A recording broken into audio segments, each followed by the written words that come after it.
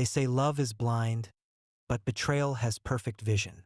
It sees every lie, every deception, every moment when the person you trust most in the world decides that your love isn't enough.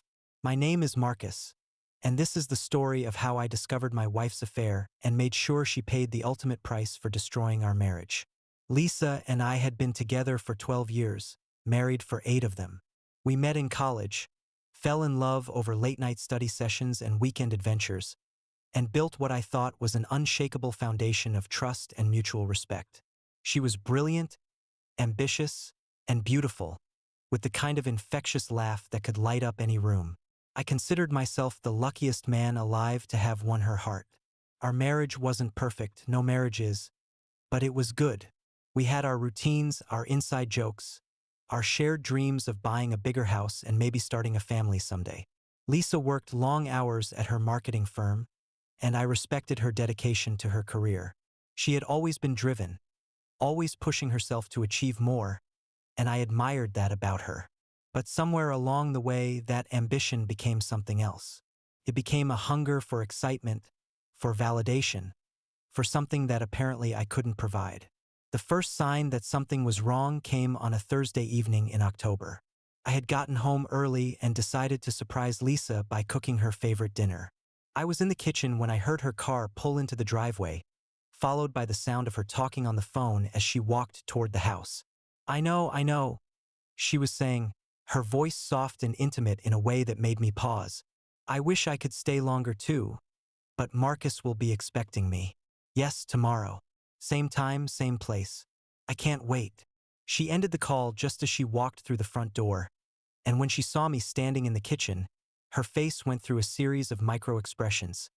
Surprise, guilt, and then a forced smile. Hey, honey, she said, kissing me on the cheek. You're home early. Who were you talking to? I asked, trying to keep my voice casual. Oh, just Sarah from work. We're planning a client presentation for tomorrow. Sarah. I knew Sarah. She was Lisa's colleague and friend, and I had met her several times at company events. But the voice I had heard through the door, that intimate, longing tone, that wasn't how someone talked to a work colleague about a presentation. I wanted to believe Lisa's explanation. I wanted to dismiss the uncomfortable feeling in my stomach as paranoia or insecurity. But something about the way she avoided my eyes, the way she quickly changed the subject, told me that she was lying. Over the next few weeks, I started paying closer attention to Lisa's behavior. The late nights at the office became more frequent. The weekend work calls increased. She started taking her phone with her everywhere, even to the bathroom, and she would angle the screen away from me when she was texting. She also started paying more attention to her appearance. New clothes appeared in her closet, expensive, sexy outfits that she claimed were necessary for important client meetings. She began working out more regularly, spending hours at the gym and coming home glowing with what she said was the satisfaction of a good workout. But the most telling change was in our intimacy. Lisa became distant, distracted, as if her mind was somewhere else even when her body was with me. She would go through the motions of affection, but there was no real connection, no genuine desire. It was like she was performing the role of a loving wife while her heart belonged to someone else. The breaking point came in November, during what was supposed to be a romantic weekend getaway. I had booked a cabin in the mountains, thinking that some time away from work and distractions might help us reconnect. But even in that beautiful, isolated setting, Lisa seemed preoccupied. She spent most of Saturday afternoon on her phone, claiming she was dealing with a work crisis that couldn't wait until Monday.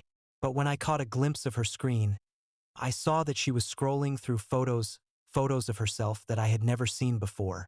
Selfies taken in locations I didn't recognize, wearing clothes I had never seen her in.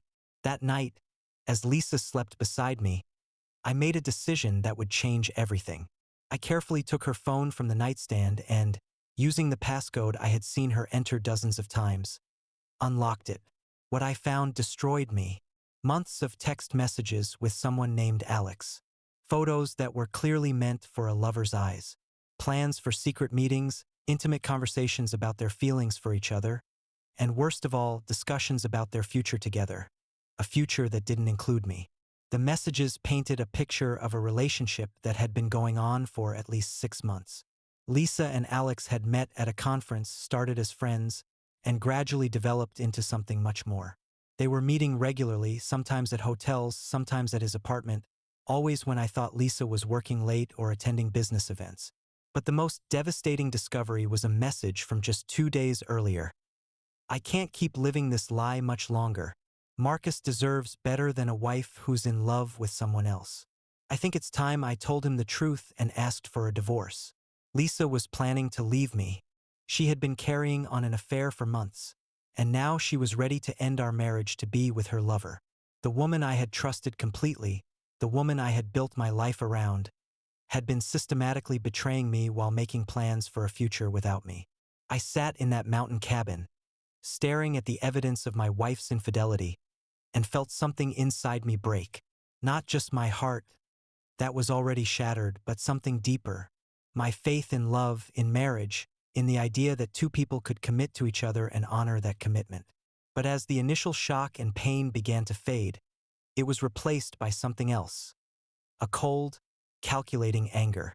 Lisa wanted to leave me for another man, but she wanted to do it on her terms, in her time, probably after she had secured her financial future and made sure she wouldn't lose anything in the divorce.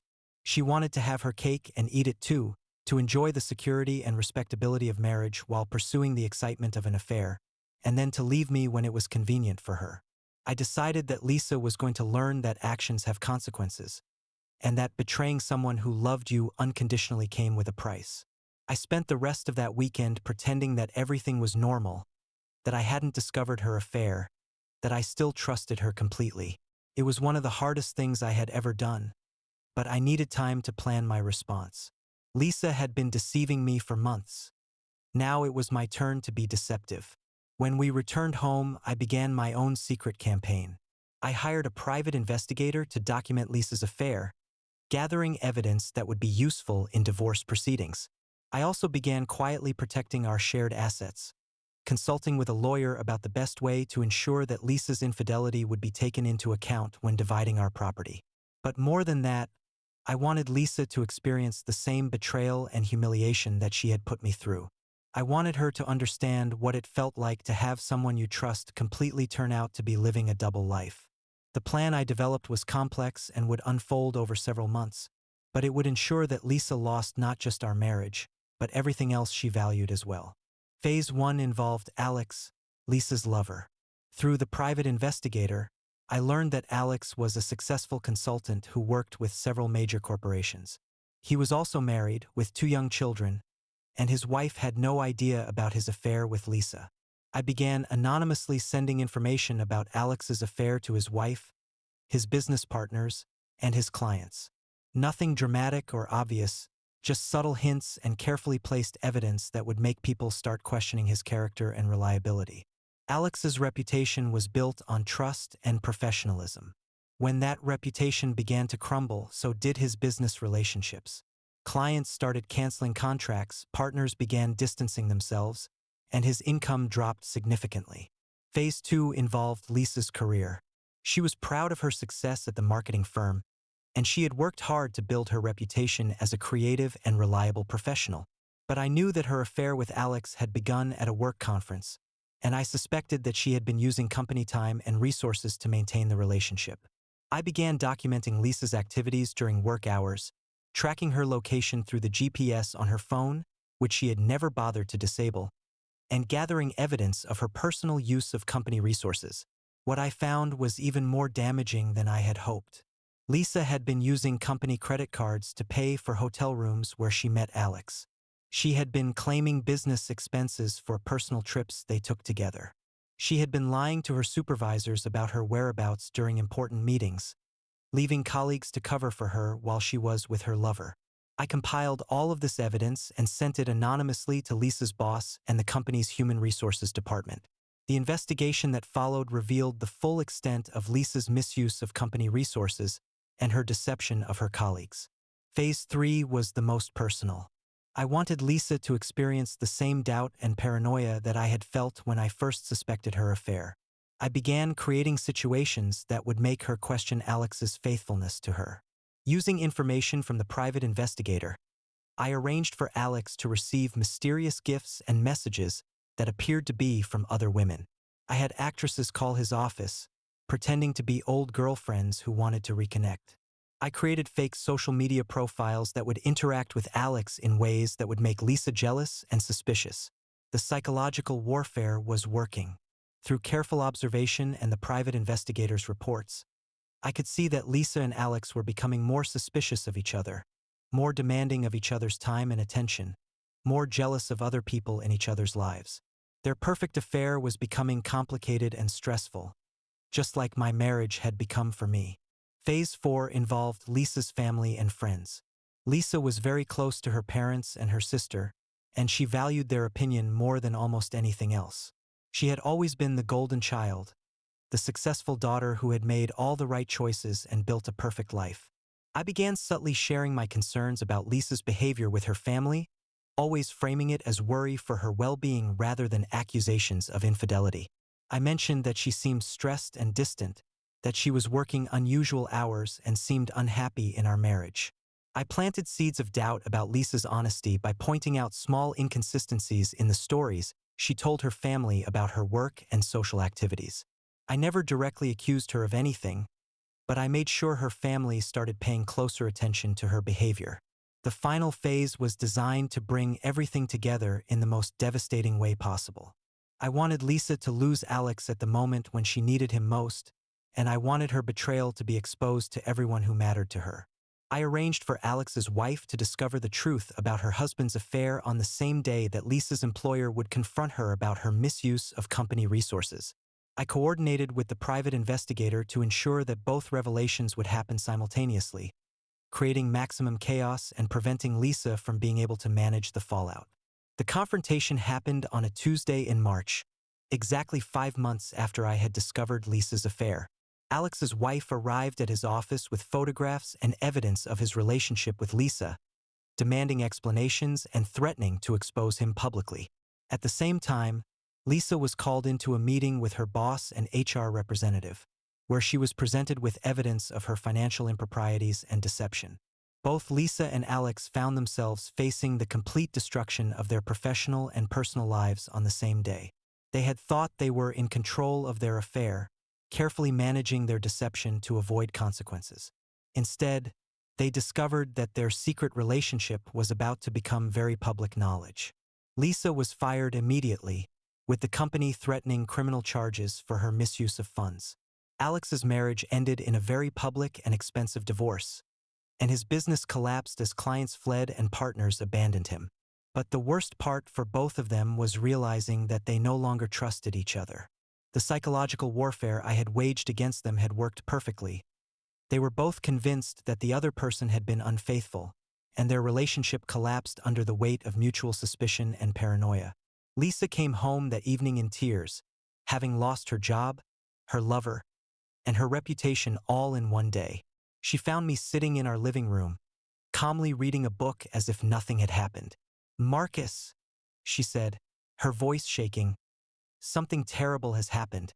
I've been fired and there are all these accusations and Alex won't even talk to me anymore. I think someone is trying to destroy my life."